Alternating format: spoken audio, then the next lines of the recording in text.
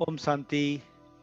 आज का अव्यक्त महावाक्य 3 जून 1971 से लिया गया है, जिसका शीर्षक है निरंतर योग युक्त बनने के लिए कमल पुष्प का आसन। आज का दिन कौन सा है? भट्ठी का दिन है। भट्ठी के दिन को कौन सा दिवस कहते हैं? भट्ठी के आरंभ का दिन अर्थात जीवन के फैसले का दिन है। भट्ठी में किस लिए आती हो? जीवन का सदा काल के लिए फैसला करने। सभी इस लक्ष्य से आई हो, क्योंकि भट्ठी में आने से बाप दादा द्वारा व अनन्य बच्चों द्वारा एक गिफ्ट मिलती है। वह कौन सी? जो चीज मिलती है सुनाना भी सहज होता है। दो चार ने अपना अपना विचार सुनाया। बाबा कहते, जो भी बातें सुनाई है उन सभी बातों की प्राप्ति का आधार कौन सी गिफ्ट है? वह है बुद्धि का परिवर्तन। रजोगुनी व व्यक्त भाव की बुद्धि से बदल सतोगुनी अव्यक्त भाव की दिव्य बुद्धि।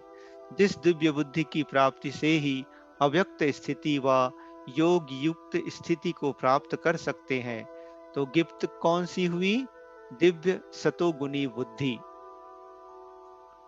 बुद्धि के परिवर्तन से ही जीवन का परिवर्तन होता है, तो दिव्य बुद्धि की गिफ्ट विशेष भट्ठी में प्राप्त होती है। अब उस गिफ्ट को यूज करना व सदा काल के लिए कायम रखना, यह अपने हाथ में है। लेकिन गिफ्ट सभी को प्राप्त होती है।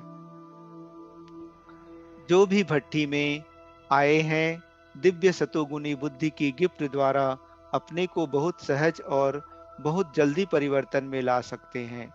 तो आज का दिन जीवन परिवर्तन का दिन है। तो आज के दिन जो गिफ्ट प्राप्त होती है उसको धारण करते रहना। ज्ञान तो सुनती ही रही हो, लेकिन भट्ठी में क्या करने आती हो? ज्ञान स्वरूप बनने के लिए आती हो। योग की नॉलेज व योग का अभ्यास भी करती आई हो, लेकिन भट्ठी में आती हो सदा योग युक्त होकर रहने का पाठ पक्का करने के लिए। निरंतर योग युक्त बनने के लिए कौन सी सहज युक्ति भट्ठी द्वारा प्राप्ति करनी है? हठ योगी जो हठ या तपस्या करते हैं, तो तपस्या के समय आसन पर बैठते हैं। भिन्न भिन्न आसन होते हैं। तो आप लोगों के लिए सदा योग युक्त बनने के लिए कौन सा आसन है? निरंतर योग युक्त अवस्था सहज रहे, इसके लिए बाप दादा सहज आसन बता रहे हैं। वह है कमल पुष्प का आसन। कमल आसन कहती हो ना? देवताओं के जो चित्र बनाते हैं, तो उसमें किस पर खड़ा हुआ वह बैठा हुआ दिखाते हैं? कमल के ऊपर। तो निरंतर कर्म करते हुए भी सहज योग युक्त बनने के लिए सदैव कमल आसन अर्थात अपनी स्थिति कमल पुष्प के समान रखेंगे, तो निरंतर योग युक्त बन जाएंगे। लेकिन कमल का पुष्प बन इन इन इस आसन पर इस स्थिति में रहने के लिए क्या करना पड़े? अपने को लाइट बनाना पड़े, हल्का भी और प्रकाश स्वरूप भी। कमल का पुष्प कितना ज्ञान युक्त है। कमल पुष्प को देख ज्ञान की स्मृति आती है ना? तो कमल आसन पर विराजमान रहने से सदा योग युक्त बन सकती हो। आसन कभी भी नहीं छोड़ो। यह कमल पुष्प समान स्थिति का आसन सदा कायम रखना अर्थात इस पर सदा स्थित रहना है।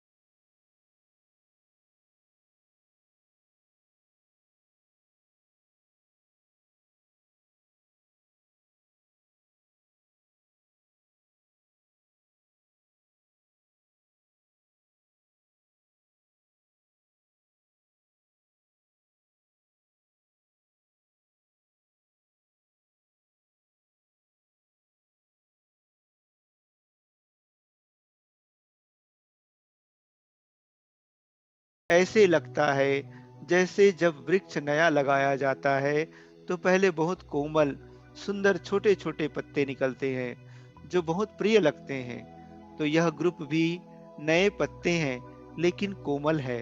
कोमल और सख्त चीजें होती है ना। कोमल अर्थात संस्कारों की हड्डियां इतनी सख्त नहीं है जो चेंज नहीं हो सके। छोटे बच्चे की हड्डियां पहले कोमल होती है, फिर जैसे जैसे बड़े होते हैं तो सख्त होती जाती है। यह ग्रुप भी कोमल संस्कारों वाला है। इन संस्कारों को परिवर्तन करना सहज हो जाएगा। कड़े संस्कारों वाले तो नहीं होना। दादी जी 2 दिन के लिए मद्रास सर्विस पर जाने के लिए बाप दादा से छुट्टी ले रही है।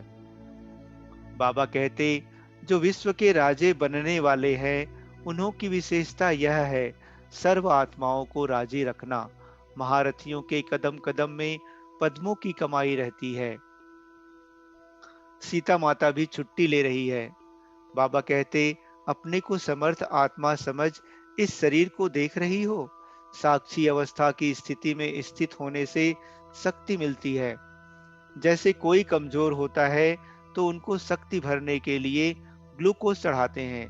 तो जब अपने को शरीर से परे अशरीरी आत्मा समझते हैं तो यह साक्षीपन की अवस्था शक्ति भरने का काम करती है। और जितना समय साक्षी अवस्था की स्थिति रहती है उतना ही बाप साथी भी याद रहता है और साथ रहता है। तो साथ भी है और साक्षी भी है। एक साक्षीपन की शक्ति, दूसरा बाप के साथी बनने की खुशी की खुराक। तो बताओ फिर क्या बन जाएंगी? निरोगी, शक्ति रूप न्यारी और प्यारी। इस समय ऐसी न्यारी और प्यारी स्थिति में स्थित हो। यह स्थिति इतनी पावरफुल है जैसे डॉक्टर लोग बिजली की रेस अर्थात किरणें देते हैं कीटाणु मारने के लिए। तो यह स्थिति भी ऐसी पावरफुल है जो 1 सेकेंड में अनेक विकर्मों रूपी कीटाणु भस्म हो जाते हैं। विकर्म भस्म हो गए तो फिर अपने को हल्का और शक्तिशाली अनुभव करेंगे। सदैव प्रवृत्ति को भी सर्विस भूमि समझना चाहिए। अपने को बाप दादा के अति प्रिय समझती हो? क्यों? ऐसी क्या विशेषता है जो अति प्रिय हो? एक बाप, दूसरा न कोई। ऐसे एक की ही लगन में रहने वाले बाप को अति प्रिय हैं। समझा? अच्छा, ओम शांति।